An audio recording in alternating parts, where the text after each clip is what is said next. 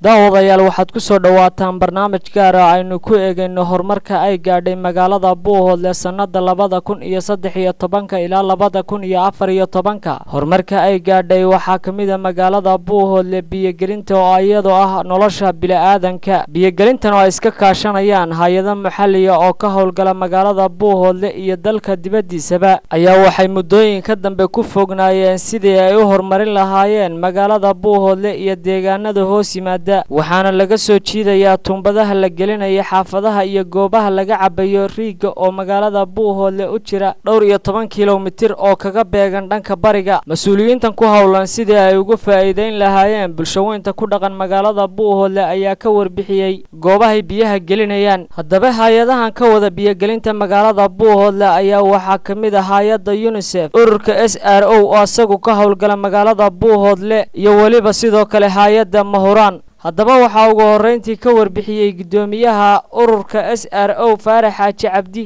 habu socodka ay u gelinayaan biyo-gelinta magaalada Buuhoodle isla mar ahaantaana ayagoo hadalka u kala dambeeyay mas'uuliyiinta ka kala socda hay'adaha kala duwan ee mashruuca biyo-gelinta ka wada magaalada Buuhoodle waxaana isla mar ahaantaana si weyn u soo dhaweeyay dadka reer guuraaga iyo waliba bulshooyinka ku dhaqan deegaanada hoos yimaada magaalada Buuhoodle biyaha oo isla mar ahaanta ayagoo aan nolosha koobaad ee bulshada beebabka ee lagu waday magaalada oo ay jeexiso shirkadda Mahuraan taasoo ay mucadadkeedii iyo GCCBD iyo mucadadkeediiba ay keentay haddana xagga dambe ay shaqadii ay waxa ka soconayso iyadoo magaalada ku jeeda waxa ka horeeya waxa weeye ugu yaraan waxa weeye waa ilaa iyo 5 kiiloomitir meelahaas ay ku dhowdahay jeexidda magaalada oo dhul kala gooniya waxa weeye oo dhulka caafimaadka goobaha caafimaadka iyo iskuulada iyo dadweynaha dhulka muhiimka dhul u qeybsan waxa weeye wadooyinka ay tagayaan jeexiddaas ay tagiso laguna rakabayo waxa weeye biyaha ceelkiina uu yahay kii labaad oo halkan dabadeena waxa weeye hadda waxa weeye ka qodan la iskuna xidhayo beebabkana la dhigayo marka intii la qoro qodinkaasi waxa weeye waa 60 santi weeye oo hoosa waxa la wuxuu yeelayaa cidda ma jirto guryaha sayskooda ugu dheer waxa weeye waa 50 hadii uu gurigu xitaa dul maro ama wadooyinka waxa weeye dul maraan waxa weeye santi waxa weeye madawaa sidaas waxa weeye dadka qaar waxay moodayaan haday biyo ka hooseeyaan inay mushkilad ku kicinayaan wax mushkilada ma laha marka inuu dadweynuhu uu tacaawun sameeyo dadka dhulka ay marayaan tuumbooyinku iyo jeexintu sida dhacday marmarka qaarkood laakiin waxa loo digayaa inay dadku waxa weeye ay nabadgelyada ay ilaaliyaan sida awgeed waxa weeye shaqadii way socotaa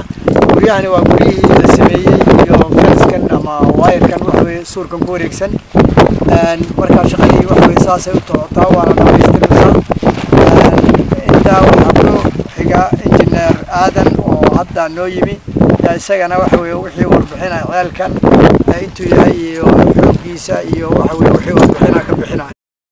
waxaan ka socdaa shirkadda Mahuraan telefoonada maxay ahayd cagafta waxa weeye nimcada in laga faa'iideysto aad iyo aad bay muhiim u tahay dad baan ceelal haysan oo biyaba aan dhulkoodii laga gaadhin alxamdulillah halkan ceel iyo biyo laga gaadhay dad baan hadii la qadar biyo haysta laakiin ay magaaladii aan biyo la soo gaarsiin karin oo ama wax ku soo gaarsiiyaan aan haysan ama dee qalab haysan alxamdulillah maanta qalabkiina waa hadii la qadar leeyahay cagaftanna way la talaayo cagafka loo dooran lahaa oo loo oran lahaa waddanka laga keenayaa ama runtii cagafyada nooceen ayay dalka u keenayeen oo waxyaalaha wadamada kale galbeedka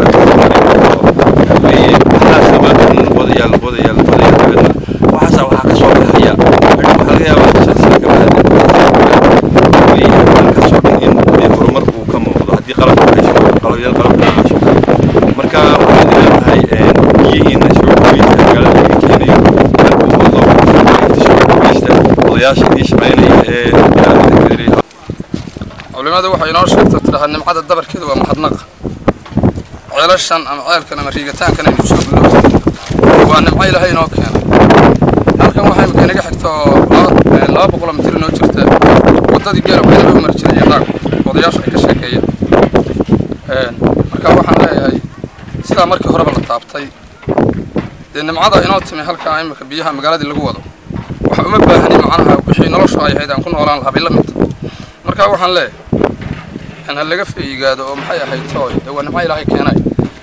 adeegana wuxuu la mid yahay sidii horeba inoo soo martay shirkadda Telesom iyo shirkadaha kale magaalada laydhka iyo telefoonada geliya iyo waxyaalaha la midka waraan hadda ay howlgalka wado tuubagelintii iyo biyegelintii isgaarsiin lahaa ay iyadana wado